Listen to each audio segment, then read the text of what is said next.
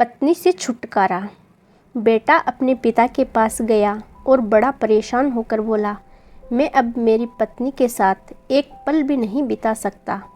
वो मुझे आँखों में चुभती है। कभी कभी मुझे लगता है कि मैं उसकी जान ही ले लूँ, लेकिन मैं जानता हूँ ऐसा करके मैं ज़्यादा मुसीबत मोल ले लूँगा। पिताजी, मैं आपके पास आया हूँ, अब आप ही मुझे कोई रास्ता बताइए। पिता ने एक गहरी सांस भरी और बोले, देख बेटा, मैं तुम्हें तुम्हारी पत्नी से छुटकारा दिला सकता हूँ। मेरे पास एक धीमा जहर है जो व्यक्ति को धीरे धीरे ख़त्म करता है। मैं तुम्हें वो देने के लिए तैयार हूँ, बस तुम्हें मेरी एक शर्त माननी होगी। दरअसल ये शर्त भी तुम्हारे भले के लिए ही है।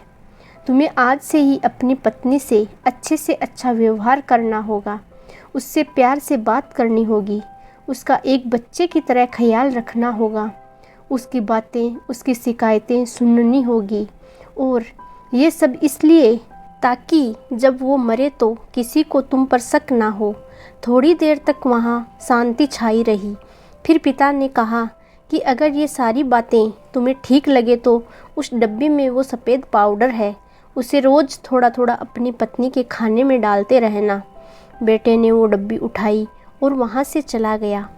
30 दिनों बाद बेटा फिर से जब पिता के पास वापस लौटा तो उसकी आंखों में आंसू थे, उसके चेहरे पर ग्लानि की भावना थी। वह अपने पिता के पैरों में गिर पड़ा और बोला, पिताजी, मैं अब अपनी पत्नी को नहीं मारना चाहता, मैं उससे बहुत प्यार करता हूँ। आप उस जहर का असर ख़त्म हो जाए ऐसा कुछ कीजिए। पिता ने अपने बेटे को उठाया और बोला, डरो मत, उस डब्बी में सिर्फ चावल का आटा था। असली जहर तो तुम्हारे मन में था, और मैंने जो तुम्हें शर्तें बताई थी वो उस जहर का तोड़ था।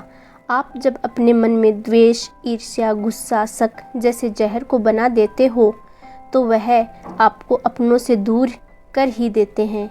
उनसे निपटने का यही तरीका है कि अपनों की बात सुने, अपनों का ख्याल रखें, दया भाव रखें, माफ़ करना सीखें और ज़्यादा अपेक्षा न रखें। तो दोस्तों, आपको यह कहानी कैसी लगी कृपया कमेंट करें और चैनल को सब्सक्राइब करें। धन्यवाद।